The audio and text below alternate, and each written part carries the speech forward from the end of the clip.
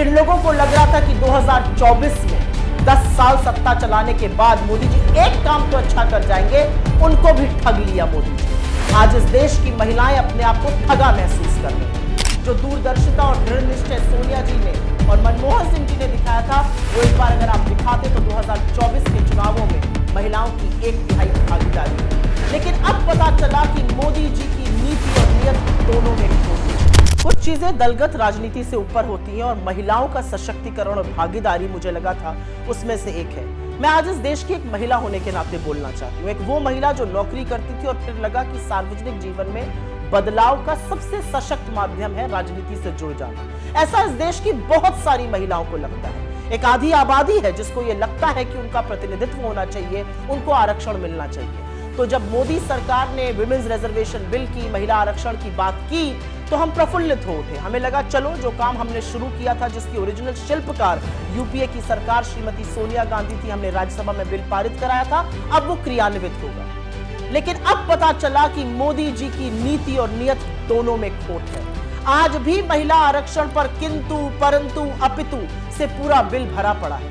आज भी ये जुमला इसलिए दिया गया क्योंकि अपनी आगामी हार साफ दिख रही है और मोदी जी के स्कोर कार्ड पर नील बटा सन्नाटा है। तो महिलाओं को एक जुमला दे दिया गया महिला आरक्षण का। लेकिन असलियत इस बिल में साफ हो गई, क्योंकि यह बिल साफ तौर से कहता है कि महिला आरक्षण तभी होगा जब पहले जनगणना होगी, फिर डिलिमिटेशन होगा और उसके बाद महिला आरक्षण क्रियान्वित होगा। मतलब 2029 से पहले महिला आरक्षण संभव ही नहीं है।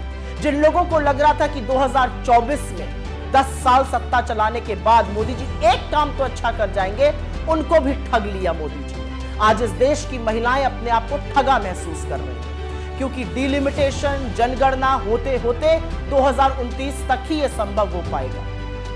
ये जो बिल था, हमारा लाया हुआ बिल, राज्यसभा में 9 मार्च 2010 को पारित हुआ था।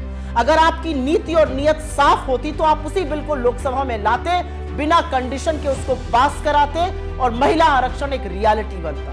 लेकिन असलियत यह है कि आपने महिला आरक्षण के नाम पर भी देश की आधी आबादी को एक जुमला थमा दिया। बहुत कुछ कहने से ज्यादा एक ही चीज कहना चाहती हूं आज। अगर आपकी नीति साफ है तो आपको फिर से जाकर वही काम करना चाहिए जो हमने किया था।